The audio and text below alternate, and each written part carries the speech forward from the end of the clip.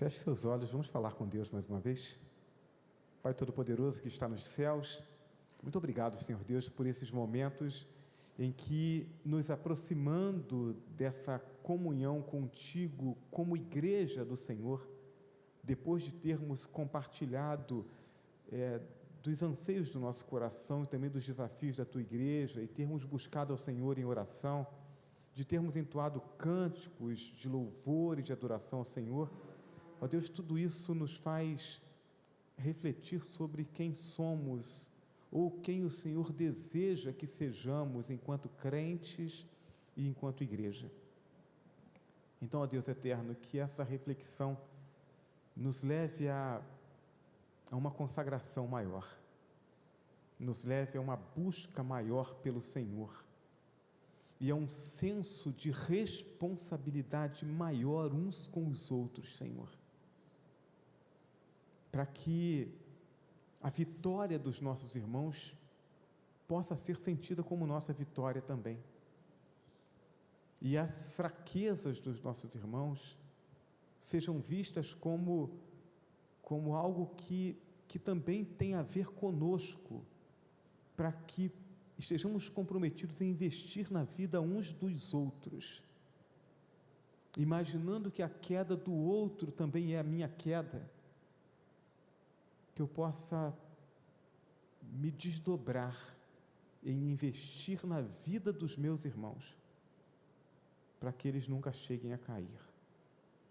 Ajuda-nos, ó Deus, a entendermos isso, e entendemos que quando fazemos isso, não só cuidamos uns dos outros, mas nós tornamos real aquilo que o Senhor idealizou para a tua igreja, glorificamos o teu nome e revelamos a tua sabedoria, para que todo o universo glorifique o teu nome.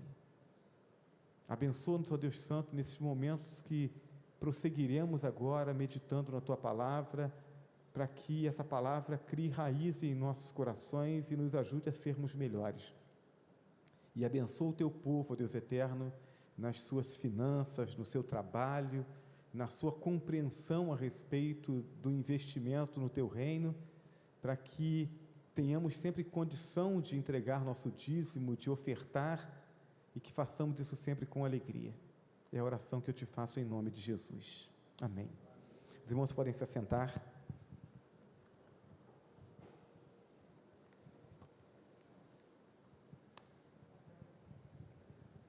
Nós vamos fazer a leitura bíblica em Efésios, capítulo 3,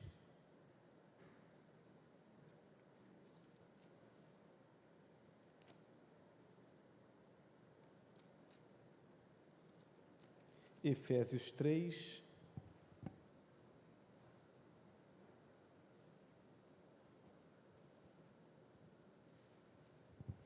verso 1 a 13, nós fizemos um estudo quase que exegético desse texto na semana passada, e hoje nós vamos fazer uma outra abordagem desse mesmo texto. Eu quero fazer uma abordagem temática dele, e nós vamos falar hoje especificamente sobre a igreja. O que é que esse texto nos faz compreender a respeito da igreja de Cristo? A igreja que somos ou a igreja que precisamos ser? Efésios 3, de 1 a 13, o texto diz assim: por esta causa eu, Paulo, sou o prisioneiro de Cristo Jesus por amor de vós gentios, se é que tendes ouvido a respeito da dispensação da graça de Deus a mim confiada para vós outros, pois segundo uma revelação me foi dado conhecer o mistério, conforme escrevi há pouco resumidamente, pelo que quando ledes podeis compreender o meu discernimento do mistério de Cristo, o qual em outras gerações não foi dado a conhecer aos filhos dos homens, como agora foi revelado aos seus santos apóstolos e profetas no Espírito, a saber que os gentios são co-herdeiros membros do mesmo corpo e coparticipantes da promessa em Cristo Jesus por meio do Evangelho, do qual foi constituído ministro, conforme o dom da graça de Deus a mim concedida, segundo a força operante do seu poder. A mim, o menor de todos os santos, me foi dada essa graça de pregar aos gentios o evangelho das insondáveis riquezas de Cristo e manifestar qual seja a dispensação do mistério, desde os séculos oculto em Deus, que criou todas as coisas, para que pela Igreja a multiforme sabedoria de Deus se torne conhecida agora dos principados e potestades nos lugares celestiais, segundo esse eterno propósito que estabeleceu em Cristo Jesus nosso Senhor, pelo qual temos ousadia e acesso com confiança mediante a fé nele. Portanto, vos peço que não desfaleçais nas minhas tribulações por vós. Por isso pois nisso está a vossa glória. Que Deus abençoe a leitura da sua palavra. Vamos falar sobre a igreja e a sua centralidade. Falar sobre a igreja e sobre a sua centralidade faz com que os nossos olhos se voltem para os nossos irmãos. Nós temos, como Igreja de Cristo, marcado passo no que diz respeito à glorificação do nome de Deus e ao alcance dos perdidos, porque nós temos perdido, ou temos pelo menos tido uma visão, talvez embaçada, daquilo que é a igreja, e por conta disso, não temos investido na igreja, não temos investido no cuidado dos irmãos como deveríamos fazer. Então, nós temos a tendência, e é uma tendência natural, nossa como pecadores, mas não podemos descansar nela, a tendência natural de, discursando sobre o amor pelos outros, ao mesmo tempo sermos capazes de apontarmos o erro do outro, quando o erro do outro, de alguma forma, me atinge ou me incomoda. Então, enquanto o erro do outro incomoda a outros, eu digo, precisamos amar.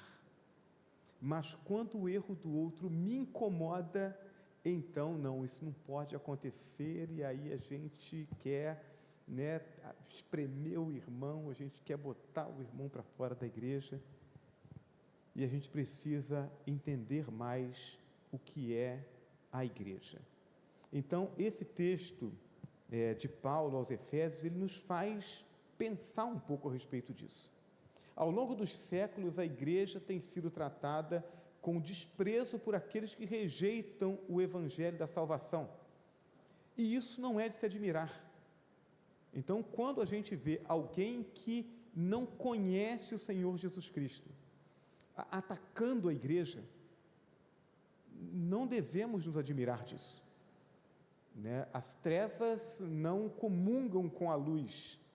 Quantas vezes nós já ouvimos pessoas dizendo a respeito de um crente que ela não sabe exatamente por quê, mas ela não gosta da pessoa. Por quê? Porque é um incômodo. Se a pessoa, de alguma forma, ela está sob a influência, sobre a opressão maligna, ela se incomoda com a luz. Então, isso não deve nos admirar, e também não deve nos aborrecer. A missão da igreja é de fazer com que a luz brilhe onde há trevas, para dissipar as trevas, e fazer com que aqueles que são escravos das trevas sejam iluminados e venham para a luz. Essa é a missão da igreja. Então, não devemos nos admirar dessa perseguição ou desse desprezo. O que deve nos incomodar é exatamente quando nós vemos essa atitude vinda de pessoas que confessam a fé em Jesus Cristo. pessoas que dizem que querem viver o cristianismo, que se comprometem com Cristo, que verbalizam a sua fé em Cristo, mas que não querem saber de igreja. Dizem que aquela frase que se popularizou, né? Cristo sim, igreja não. E quando nós observamos isso, isso deve nos surpreender, nos entristecer e deve nos fazer repensar. Outros afirmam que a igreja, na verdade, talvez tenha sido boa em algum tempo, mas que nesse tempo ela está deformada e, portanto, é mais fácil servir a Deus em casa. E quando nós pensamos nisso, nós precisamos voltar os nossos olhos para as Escrituras. A Bíblia é o que nos dá a direção e nos dá a orientação. Embora vejamos, quando nós olhamos para a igreja dos nossos dias, não só as igrejas da nossa denominação, mas também de outras denominações, e vejamos muita deficiência na nossa estrutura, algumas vezes nós olhamos para a igreja, nós vemos algumas coisas acontecendo e diz assim, não é exatamente isso. Ou a gente acredita que a estrutura está funcionando bem, e de repente a gente encontra uma falha nela que fragiliza os irmãos, que cria uma dificuldade administrativa, e a gente fala, não é exatamente isso, e a gente se acostuma a caminhar numa direção, e de repente a gente vê outras pessoas reclamando, porque aquela direção não mais está alcançando, e a gente pode citar muitas coisas nesse sentido. Uma delas é a insistência em que a igreja funciona só no domingo. E nós vivemos um tempo em que pessoas trabalham no domingo, e pessoas que querem servir a Deus, que dizem que querem conhecer a Deus, e que muitas delas não conseguem se integrar na igreja, porque o dia do trabalho da igreja é o domingo. Então esse é um dos exemplos de uma boa intenção, mas de uma falta de funcionalidade. Então, quando nós olhamos para essas coisas, nós entendemos que a estrutura, ela pode estar deficiente. O que nós não podemos perder de vista é que, independentemente das falhas das pessoas, da fragilidade da estrutura, no meio de toda essa confusão, às vezes até de pessoas mal intencionadas à frente de igrejas, nós não podemos esquecer que no meio de tudo isso, estão pessoas que realmente confessaram Jesus como Salvador, e essas pessoas juntas constituem a igreja de Cristo, igreja que ocupa um lugar central no plano de Deus, e que portanto não pode ser desprezada.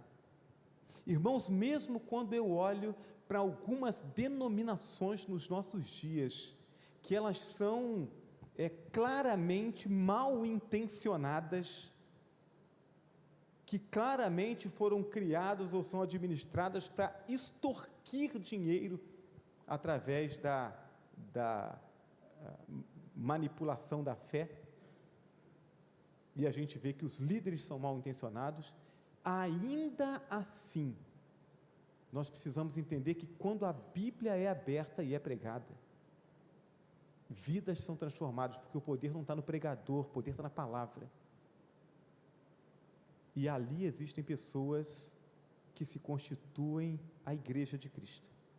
Então a gente precisa olhar com mais respeito e com mais cuidado para a igreja de Cristo, para que a gente não perca de vista o fato de que, apesar das nossas falhas, Deus está fazendo a obra dele, está glorificando o nome dele nesse tempo. Então, a igreja ocupa um lugar central na história. Os versos 9 a 11 que nós acabamos de ler, chamam a nossa atenção para isso. O texto diz, e demonstrar a todos qual seja a dispensação do mistério que desde os séculos esteve oculto em Deus, que tudo criou, para que agora seja manifestada por meio da igreja aos principados e potestades nas regiões celestes, segundo o eterno propósito que fez em Cristo Jesus, o nosso Senhor. Igreja tem um lugar central na história da humanidade. Somos informados de que esse é o plano ou o propósito de Deus que foi concebido na eternidade, conservado oculto desde os séculos, o qual em outras gerações não foi dado a conhecer aos filhos dos homens, e que agora, é o que a Bíblia está dizendo, agora na plenitude dos tempos, a partir de Jesus Cristo, agora se estabeleceu em Cristo Jesus, primeiramente através da sua manifestação histórica, Jesus, o Filho de Deus, Jesus, o Eterno, encarnou-se, morreu e ressuscitou. Aquele que é eterno entrou na história. Então, isso marca um novo momento, e em seguida, isso se manifesta, esse plano de Deus se manifesta por sua proclamação ao mundo. Que plano é esse do qual Paulo está falando? Esse plano é a criação de uma nova humanidade ou uma nova sociedade reconciliada com Deus através de Cristo. A Bíblia está falando sobre a igreja, formada por pessoas que ouviram o Evangelho e creram nele, entregaram suas vidas a Jesus. É esse plano que o texto está falando. Deus tinha um plano de formar a igreja da qual faço parte eu e faz parte você. Igreja que é central na história da humanidade. A história vista por uma perspectiva natural é apenas um registro de fatos aleatórios, sem padrão e sem objetivo. A gente olha para um lado, tem uma guerra, olha para o outro, alguém está cultivando a terra, olha para o outro lado, tem uma sociedade mais organizada, olha para o outro lado, tem violência e tem criança nascendo, criança morrendo, né? Constrói muro, derruba muro. O negócio não parece ter muita lógica, mas na perspectiva da igreja se entende que a história é de Deus e que está sendo conduzida cuidadosamente a um fim que Ele mesmo determinou. Então parece que a coisa está desorganizada e sem sentido, mas quando nós olhamos para a igreja, nós percebemos que o Deus Criador, Ele está conduzindo, em meio a tanta bagunça, tanta coisa desorganizada ao redor, tem uma linha que está seguindo um fluxo e indo na direção que Deus mesmo determinou. A história secular concentra a sua atenção nas celebridades, reis, presidentes, generais, etc. A história bíblica dirige os nossos olhos para um povo, o povo de Deus, a igreja. Deus está dirigindo os nossos olhos, mostrando, olha, desde o início, eu sempre tive em mente a igreja, e agora a igreja está aqui, e está cumprindo o seu propósito. Então, a gente consegue enxergar isso de forma clara. A história secular, ela concentra-se nas guerras e nos tratados de paz, seguidos de mais guerras e de mais tratados de paz, né? É fácil a gente enxergar isso quando a gente olha lá para o povo de Israel, para aquele conflito lá no Oriente Médio, né? Quantas tentativas de paz, e assina tratado, e rasga tratado, é isso que a gente vê. A história bíblica dirige nossos olhos para a guerra entre o bem e o mal, a guerra do reino das trevas, tentando combater e impedir que o reino da luz se estabeleça, sem, contudo, conseguir impedir que isso aconteça. Fala sobre a vitória decisiva de Cristo sobre os poderes das trevas. Dirige os nossos olhos para o tratado de paz, ratificado pelo sangue de Cristo, na proclamação soberana da anistia para todos os rebeldes que se arrependem e creem. É sobre isso que a história escrita por Deus está tratando.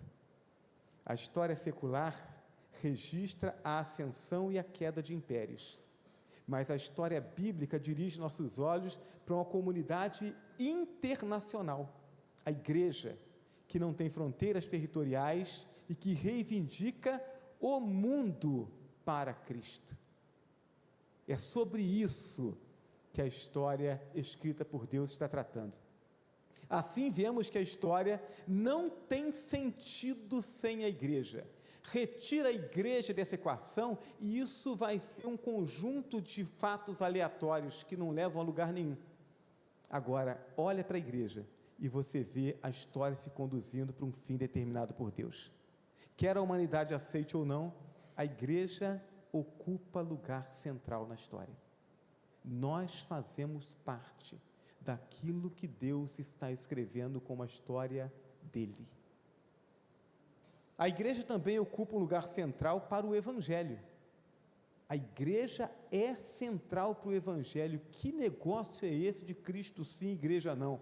Verso 10, o texto diz, para que agora seja manifestada por meio da igreja aos principados e potestades nas regiões celestes, para que agora seja manifestado por meio da igreja. O que Deus quer manifestar, Ele o quer fazer através da igreja. É isso que Paulo está dizendo.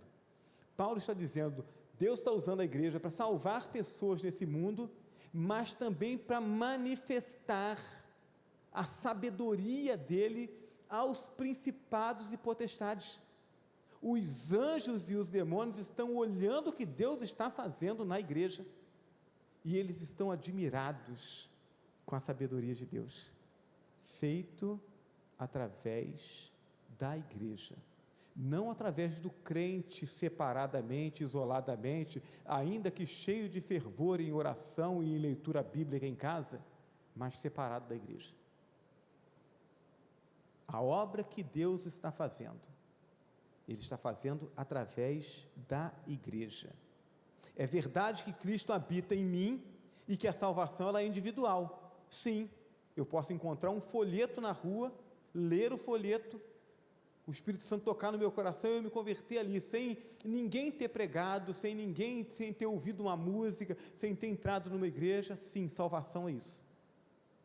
Então, não precisa da igreja para eu ser salvo, mas isso é apenas parte do plano de Deus, e esse plano não está fragmentado em partes, é um plano só.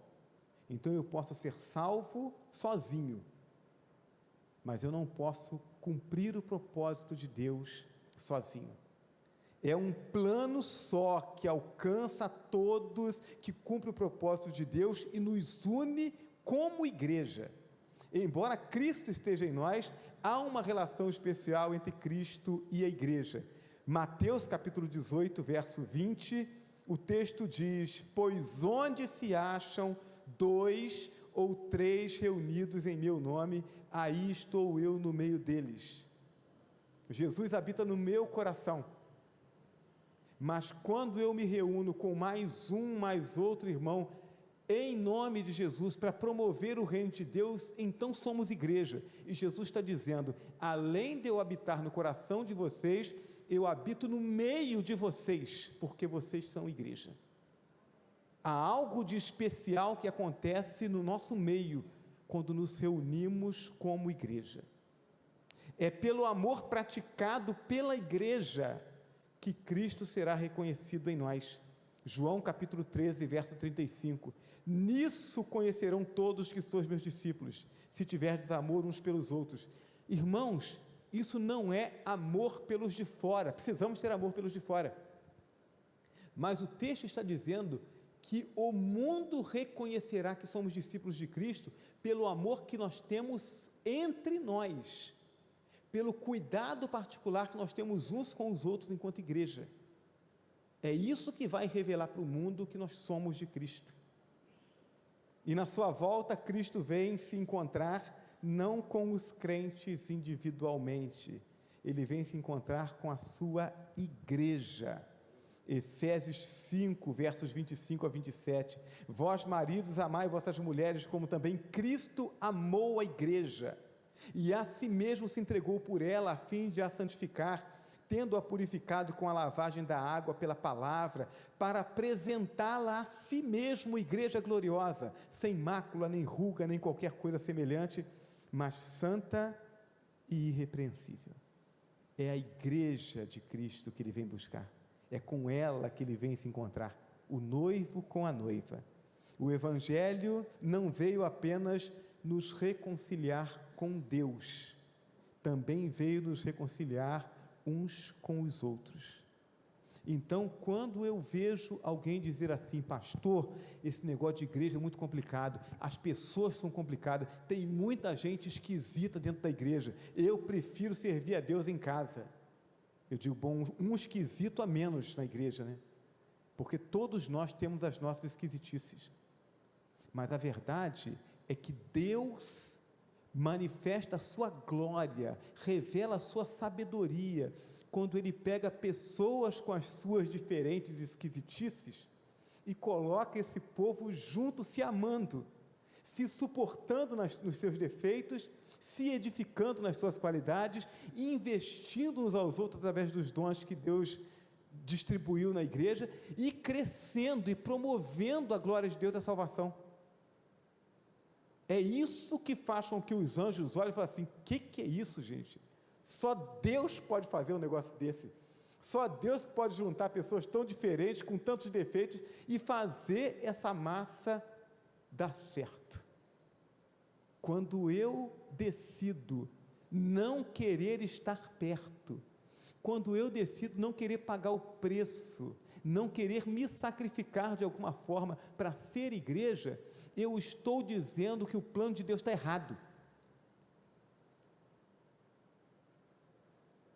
Eu devo ser mais inteligente do que Deus, né?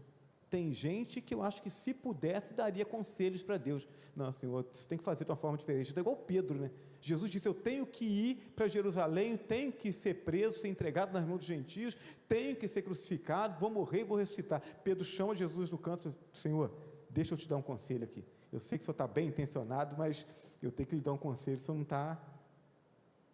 Alguns crentes pensam que é assim. A gente precisa entender que o plano de Deus é perfeito, e para que eu vivencie isso, eu preciso negar a mim mesmo, eu preciso estar disposto a pagar o preço de ser igreja, porque só assim eu vou experimentar tudo aquilo que Deus tem para a minha vida, e tudo aquilo que Deus tem para a vida dos meus irmãos. É preciso que a gente entenda isso. Assim podemos afirmar sem sombra de dúvida que não existe cristianismo bíblico sem igreja. Precisamos investir na igreja. Por fim, a igreja é central na vida cristã. Ela é central no mundo, é central no evangelho e é central na vida cristã. Verso 13, portanto, vos peço que não desfaleçais diante das minhas tribulações por vós, as quais são a vossa glória. Eu estou preso por causa do evangelho que salva vocês. Então não fiquem abatidos, porque isso está acontecendo para a glória de vocês. No contexto da individualidade cristã, todos sabemos que enfrentaremos algum tipo de perseguição ou de dificuldade por causa do evangelho, e todo verdadeiro crente está disposto a sofrer privações, a amargar prejuízos e enfrentar perseguições para manter sua fé e sua integridade espiritual. Não existe vida cristã sem algum tipo de perseguição. Se a gente está vivendo a vida cristã e está tudo tranquilo, irmãos, se a gente não está sofrendo nenhum tipo de problema, nenhum tipo de dificuldade, a gente não está fazendo esse negócio direito. Eu me lembro de um professor do seminário falando sobre isso, as pessoas dizendo que no Brasil, né? A população brasileira é uma população amistosa. A população brasileira é uma população amorosa. A população brasileira não cria problemas para a igreja. E ele disse: a igreja não tem problema com a população brasileira porque eles são bons ou porque nós não estamos vivendo o evangelho como deveríamos viver. Porque na hora que a gente abre a boca para chamar pecado de pecado, quando a gente se posiciona e diz, não vamos caminhar nessa direção, porque isso é contra a vontade de Deus, aí a população brasileira não é tão amistosa assim, né? Nós temos visto isso.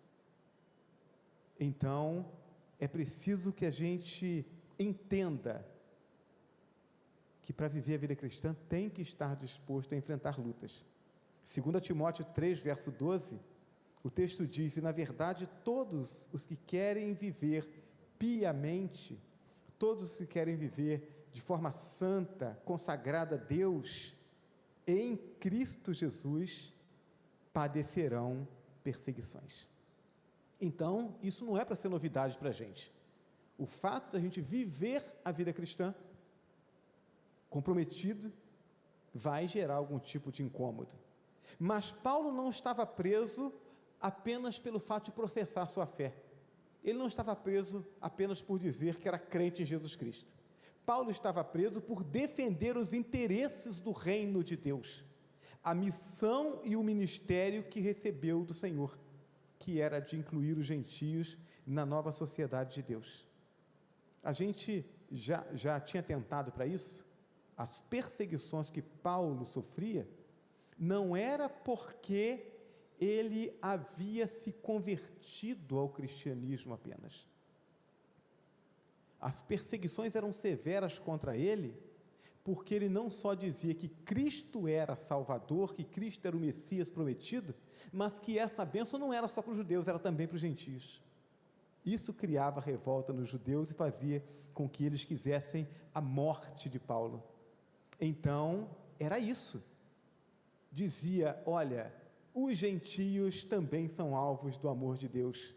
Os gentios também fazem parte dessa nova sociedade de Deus. Esse princípio deve ser observado na vida de cada cristão. Se a igreja é central no propósito de Deus, conforme se percebe tanto na história quanto no evangelho, também deve ser central na vida de cada crente. A igreja precisa ocupar um lugar especial na minha vida e na sua vida. Paulo estava disposto a sofrer e até morrer para que o propósito de Deus para essa nova sociedade se tornasse uma realidade. Paulo estava disposto a sofrer e a morrer para que a igreja se tornasse aquilo que Deus havia planejado. Nós não precisamos morrer, nem correr risco de morrer, para fazer com que a igreja seja o que Deus planejou. Mas precisamos estar dispostos a fazermos sacrifícios para que seja assim. O que é que Deus espera dessa igreja?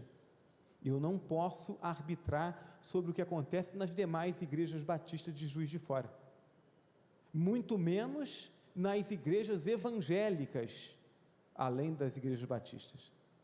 Mas eu posso investir para que a igreja batista no Granbury, a igreja onde eu congrego, onde eu sou membro, seja a igreja que Deus planejou.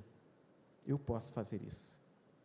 Assim, para promover a unidade da igreja e o seu crescimento, tanto em número quanto em maturidade e espiritualidade, cada crente deve estar pronto a orar pela unidade da igreja, trabalhar pela unidade da igreja e, se necessário, sofrer pela unidade da igreja.